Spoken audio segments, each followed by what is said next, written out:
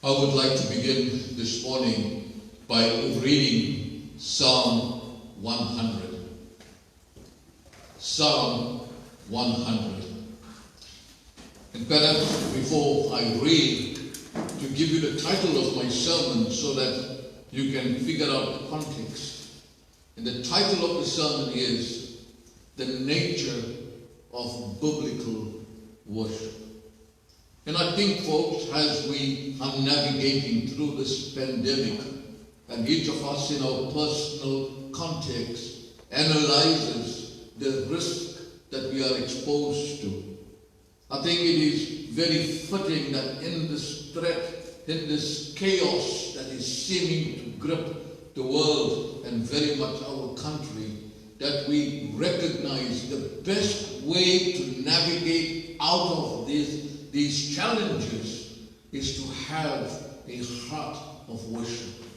A heart that is transfixed upon the greatness of God. And I'll tell you why, folks. The idea of worship is simply this. When you and I come to worship with a diligent mind and enthusiastic spirit, as we worship God in spirit and in truth, what happens is we begin to realize more and more the splendor, the majesty, the greatness, the essence of who God is. And the more you come to know God, the more confidence and assurance you have of Him. And it is worship, having a heart of perpetual worship, having a worshipful disposition about ourselves, is what gets us to realize more fundamentally who God is. Who are the ones that are scared, lack of confidence, lack of assurance? Who are those ones? It is undoubtedly those who do not have confident knowledge in the greatness and grandness of who God is. And so it is worship that brings us into the presence of God. And it is in the presence of God, folks, that we begin to realize who He is. And so Psalmist David, as he documents Psalms 100, he is writing in the context of God's faithfulness. And he's saying, you've got to know God's faithfulness. Because it is in that knowledge, this unshakable knowledge of His faithfulness, that will allow us to navigate through the challenges of life confidently. And so an expression of that this morning is that you've made your presence in church after many weeks of absence. You recognize the threat. Yet you say, I know that He is a faithful, loving, compassionate God. And I will come to church and abandon myself in His faithfulness, and He shall take care of me. So that's what worship does for us. And so biblical worship consists of us giving what is due to Him in the context of two dimensions: personal sacrifice and faith. So whenever you speak of worship, folks, it involves two dimensions. The aspect of faith. I come before this great, big, wonderful, majestic God of splendor, who is significantly and infinitely greater than every predicament I face. I come before Him in faith, and two, I come on the basis of personal sacrifice. I leave behind my preferences, my own choices of safety. I come to Him sacrificially, knowing I shall receive from Him. And so the idea of progressive spirituality, it carries the idea of the recognition of what is important to God, what is fundamentally important to Him, and my willingness to adhere to that importance. My life is a reflection of my knowledge of what is important to God, and I'm living my life in accordance to that importance. Hence, the psalmist documents in Psalm 29 verse 2, He says, give unto the Lord the glory that is due to his name. Worship the Lord in the beauty of holiness. What is the idea of glory in this context? It is a word that is loaded with meaning. When it says to us, give unto the Lord the glory due unto his name. The word glory has several meanings. It carries the idea of reputation, believe it or not. It carries the idea of importance. It carries the idea of splendor, of a particular kind of distinction. It carries the idea of honor. It carries the idea of a testimonial. So with those words in mind, let us read that verse again. It basically says, give unto the Lord the reputation due to him. Give unto the Lord the importance that is due to him. Give unto the Lord the splendor and distinction that is due unto him. Give unto the Lord the honor. And let your life be a testimonial of the grandness and the greatness of who God is. So that's the idea of worship, folks. It is our lives lived out in such a way that it demonstrates my very life by my habits, by my choices, by my activities. It demonstrates the importance of who God is. My life demonstrates in a very fundamental sense the unshakable importance of God, his grandness, the distinctiveness of who he is. My life demonstrates that. And so in the Old Testament, you recognize how they brought animal sacrifices and how they brought grain offerings. All of that was done, was inscribed, was designed within the context of personal sacrifices and faith. They had faith in God, and that's why they did that. They demonstrated personal sacrifice. It was costly, folks, to bring the perfect lamb or the perfect cattle to the altar, to bring the first fruit of the grains. And it demonstrated this self-sacrificial nature before God. One verse that really inspired me on an incident in David's life when David wanted to build an altar and he was looking for property, very much like what we are doing, trying to find a property to build a church. David wanted to build the altar, looking for a property. And so he saw this threshing floor that he thought would be good for his altar to be built upon. And so he comes to the owner and he asked the owner to buy this. And when the owner recognized that this was David, he said, listen, David, you may have this threshing floor to build the altar. I'm not going to charge you for it. But listen what David said in 2 Samuel 24:24. Let me read it for you. But the king said to Araunah, no, I will buy it from you for a price. Listen to what he says. I will not offer burnt offerings to the Lord my God that cost me nothing. Do you want to worship God when it is absolutely safe to do so? David said, I will not offer burnt offerings upon an altar that cost me nothing. It has to cost me. It has to come with personal sacrifice. My worship must be indicative of personal sacrifice. And so the Bible tells us in that verse again, so David bought the threshing floor and the oxen for 50 shekels of silver. He refused to worship God for free. It must cost him. He wanted to fit into the Old Testament criteria for personal sacrifice and faith. Let me tell you, folks, the Lord Jesus Christ is an outstanding demonstration of those virtues. Faith and personal sacrifice. The cross is an incredibly real evidence of that. How Jesus himself said, I am come not to do my will, but the will of him who sent me, as he preempted the savagery of the cross.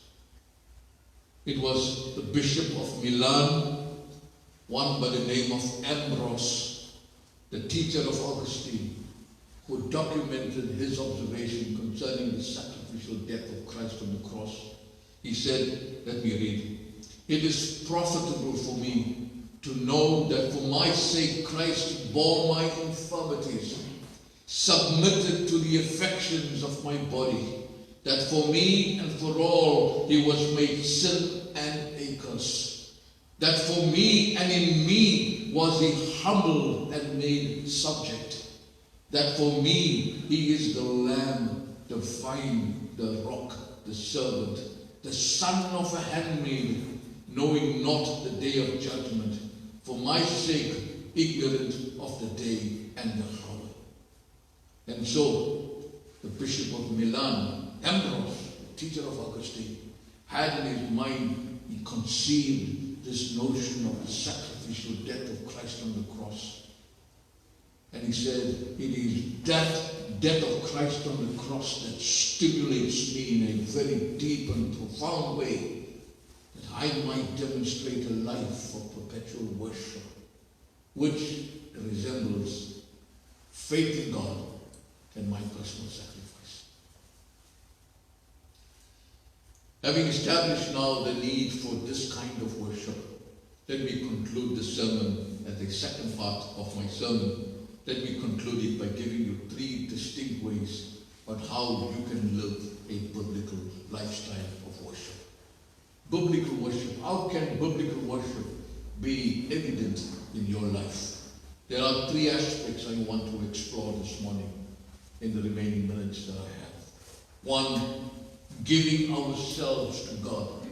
That's the fundamental basis upon which we begin to live a life of worship. Giving ourselves to God. And 2, giving God our service. We were intrinsically saved, fundamentally saved, folks, that we might serve him. And so giving God our service. And thirdly, giving God our praise, our thanksgiving, because of his goodness to us. So let's begin the first one, giving God ourselves. Giving ourselves to God. And I'm going to use Psalms 100. Make a joyful noise or joyful shout to the Lord, all you lands. Serve the Lord with gladness. Come before his presence with singing. And this is the verse. Know that the Lord, he is God. It is he who made us and not we ourselves. We are his people and the sheep of his pasture. Giving ourselves to God, that must always be the first and the foremost discipline in our lives. The first and the foremost intent. The first and the foremost behavioral pattern. Giving ourselves to God. Know that the Lord, he is God. That's the motivation. The essence of who God is. Remember we spoke earlier that worship brings us into this experiential knowledge of God. When you know who God is, you know him in the true biblical sense, there ought to be and there will not be any reservation on your part to abandon yourself to him. Because you know the security of such an abandonment. To abandon yourself in God is the best way to abandon yourself. Know that the Lord, he is God. It is he who made us. And the psalmist does well to remind us, you have not made yourself. If you have not made yourself, why do you set the agenda for yourself? God made you. He ought to set the agenda for you. We are his workmanship. The Bible tells us that there was nothing made that was made. He made all things by himself, for himself, meaning you and I were created for him. He made us, folks. The psalmist is emphatic on that reality. We are his workmanship, created by Him and for Him. Not only was there this physical kind of, creation of who we are. Beyond that, the eternal recreation, how the Holy Spirit came, regenerated us, affirmed in the most distinct way, in the most fundamental way, that we do not belong to ourselves, we belong to Him by the sealing of the Holy Spirit to work in our lives. God profoundly claimed us. He put His title deed upon us. He called us Christian. To amplify it, I am a Christian. I belong to Christ. It is in Him and through Him I have my purpose. I have my very essence. Listen, Psalmist David is reminding us in verse 2-3. Know that the Lord, He is God. It is He who made us and not we ourselves. We are His people, He says.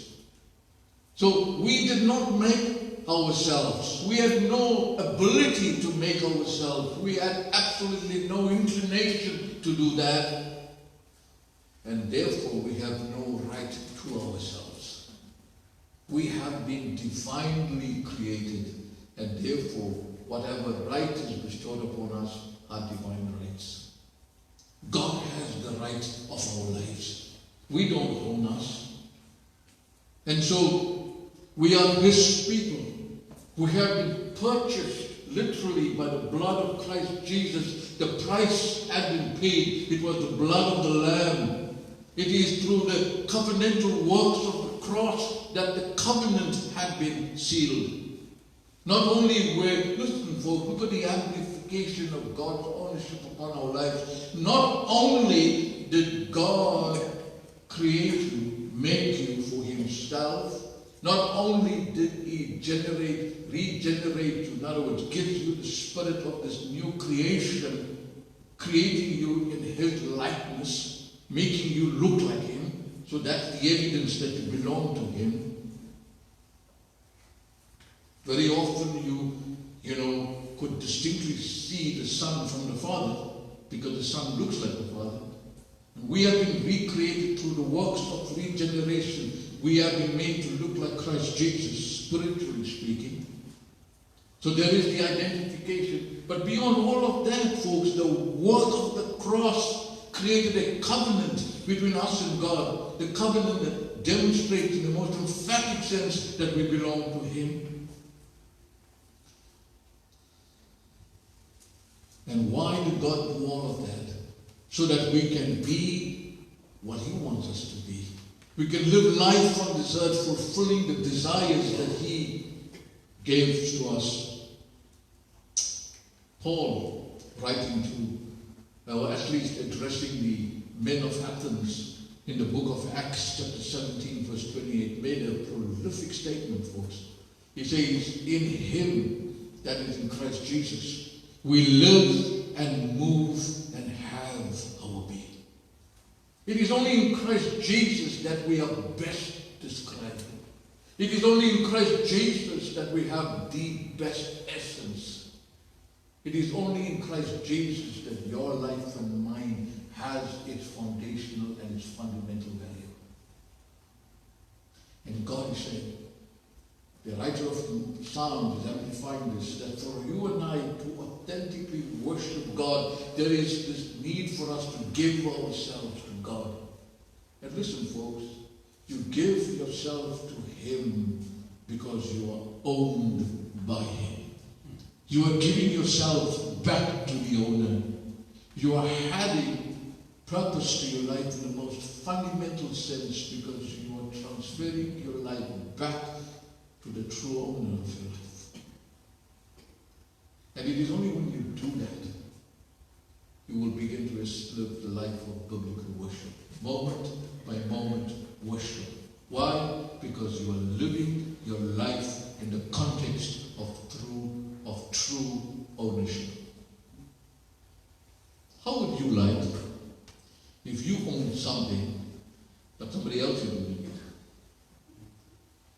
You go and you buy this car and you are working hard to pay every month for this car, but somebody else is enjoying it. Somebody else is driving it however they choose to drive it. Somebody else is parking it in their driveway when and however they choose to. But it is your work, your hard labor that is paying for it. Why do you choose to live your life in opposition to the desires of the true woman? Why are you choosing to manage your life as you see fit, as you see necessary, at the expense of the one who paid for your life with his very blood? Why do you choose to abandon the true ownership and choose to live your life in the fickleness of our thinking and planning? There's a way that seemeth righteous unto a man, but the end thereof are the ways of death. Secondly, folks, I want to say the idea of giving ourselves to Christian service promotes worship. And so, synonymous to the call of salvation, when God reached down into your life and He called you to Himself, He inevitably, systematically called you to a life of service. The Christian who is cognizant of his salvational call must be cognizant of his service call. You are called to serve. And it says for us in Psalm 100 verse 2, serve the Lord with gladness, come before His presence with singing, serve the Lord with gladness. And the idea of serving, you know, folks, it carries the idea, strangely, of toiling. It carries the idea of labor. And labor and toiling are intensive. It's self-sacrificial. It takes out of you. It's full of effort. It is practical. And so when we give ourselves to God, it is always in the context of serving. And serving has the idea of toiling, of labor, of hard work. Serve the Lord with gladness. Come before His presence with thanksgiving. I want to challenge you to think about something here that I was challenged. As I looked into this verse and I looked at it quite critically, I see two dimensions. David is saying, or the psalmist is saying, serve the Lord, come before His presence. Serving the Lord and coming before Him are interconnected terms. They are interdependent terms. It's suggesting to you and I that you can't serve Him without the intention of truly coming to Him.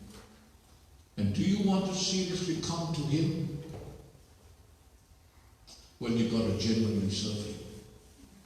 These are interdependent disciplines of the Christian life. That's why it is somewhat troublesome, folks, for folks to expect to come before the presence of God and to enjoy that presence without adequately serving Him. Your coming before God will be stifled, and you won't sincerely appreciate the joy of coming before Him.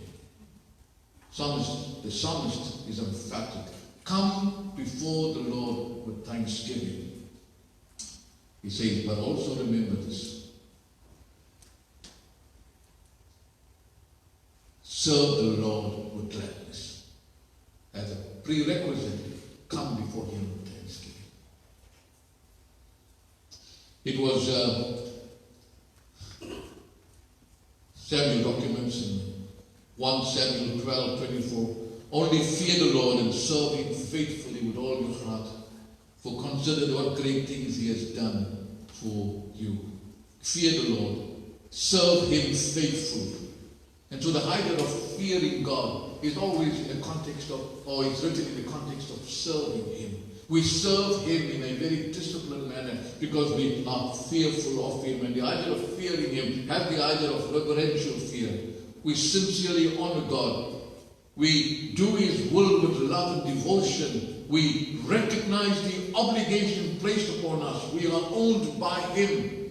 We are not of ourselves. We did not make ourselves. He made us. We recognize our obligation. We recognize our accountability to Him. And then in that recognition of our accountability, there is this voluntary desire to serve God.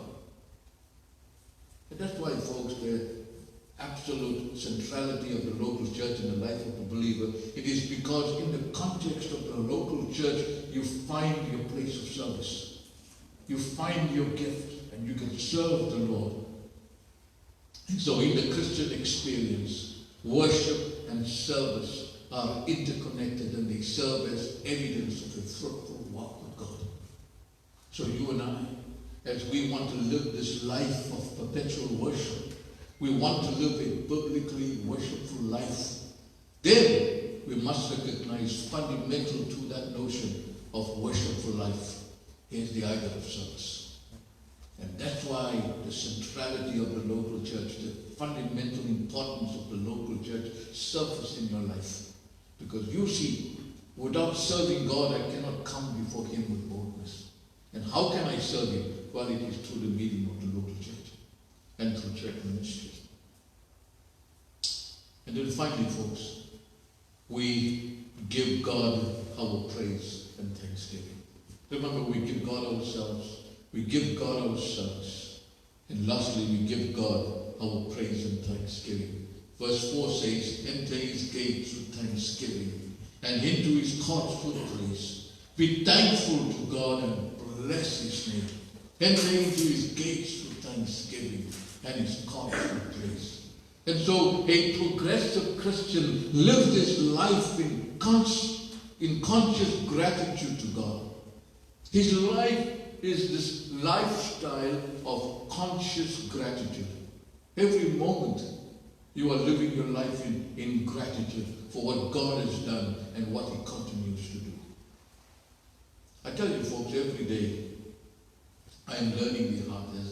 This seclusion, this lockdown, this isolation that forced upon me this tendency now, which is a good tendency, to really look at life strategically and begin to see those very distinct areas over back I can remember, and plot and see how God worked things out. Let me challenge you with something. Look at your current life now. Go home, and when you are really in a mood to have personal reflection, I want you to reflect as much as in your past as you can, and look at very distinct things that happened in your past. And you will be able to see something so amazing, how God was able to connect the dots in such wonderful ways to the point of bringing you to your present place of rest, to your present place of prosperity. Even the bad things that have happened to you in the past, you will be able to see how God so distinctly worked through that. And Shemaine, you are a wonderful example of how God has taken the fragments of your life, all of the hurt, the disappointment, the pain, the anxiety, the depression, everything that was problematic to you. And He formed this beautiful fabric of a life that is subservient to the Lordship of Christ. He brings it about, Shemaine. And so the psalmist is reminding us, enter into His gates with thanksgiving and His courts with praise, not as a once-off verbal proclamation of what God has done in your life, but He's talking about an habitual, a lifestyle that demonstrates this conscious gratitude of what God is to me, who He is and what He does in my life. And so when He says enter His gates, it's amazing. It's written in the context of public worship. The church is a demonstration. That's why the church is fundamentally important. It is the arena in which we come and we publicly pronounce our gratitude to this greatly wonderful God. Many of you have come here today quietly. You've said nothing. You will leave quietly. But can I tell you something? They very loudly demonstrated your appreciation for the one whom you love. The fact that you've come to the presence of the one who worship Him, risking your safety to do so. You are demonstrating a life of gratitude That's why you came today, because you are full of gratitude for the one who has preserved you during this pandemic. And let me conclude, folks. Psalm 95 verse 6 says, "Oh come, let us worship and bow down. Let us kneel before the Lord our Maker." And it's written in the context of solemnity, of reverence, and certainly of gratitude. We come before God. We are praising Him because we acknowledge His deity. We acknowledge that He's a God of tremendous qualities, one who loves us immensely. Psalms 100 verse 5, the last verse I'll conclude. "For the Lord is good. His mercy is everlasting, and His truth endures to all generation." For the Lord is good. And the word good is broad, for it includes all of the nitty-gritties in your life that happens like a well-oiled machine. Everything works out on a daily basis, right? You wake up in the morning, everything is fine. You wake up in a comfortable home, you run about, you rush around, you do whatever you need to do. Then you jump in your car, you drive off, you go to work. You have all kinds of events playing out in work. Then in the afternoon, you jump back into your car, you drive through a busy traffic. In all of this, you recognize the risk that you're exposed to. Not only the risk of coronavirus, but just think about the multiplicity of risks out there. And yet you come home finally, and you're sitting in your lounge around the comfort of your loved ones, and you're just kind of falling off to sleep, and you're recognizing it's time for bed. The day has been uneventful. Nothing happened. Just a normal good day. And I'll tell you why. Because God is above on His throne, delicately managing every moment of your day. So that your life is a well-oiled machine. And to Psalmist David he said, "Come before the Lord with gladness. Rejoice and be appreciative of this great, big, wonderful God." So folks, I pray as you walk out of here this morning that you will recognize that in the tension of this global unrest, it is only when we live a life of absolute worship, being cognizant of our obligation to worship this great, big, wonderful God, not as a once-off event in church, but to have a mindset, a disposition of worship, an attitude of worship, a lifestyle of worship. We begin to know God more seriously, and in that we develop our confidence and hope. So give yourselves to God. Give your service to God. Give Him praise and thanksgiving. Let us pray. Father, I thank you with all of my heart this morning that we could have come to worship this great, big, wonderful God. I pray that there would be such a movement, such a motivation in our hearts to be this way, to be people that seriously worship God. And in and through that worship desire, let us get to know you more and more. Reveal yourself to us, manifest yourself to us, that we might have hope and confidence in you.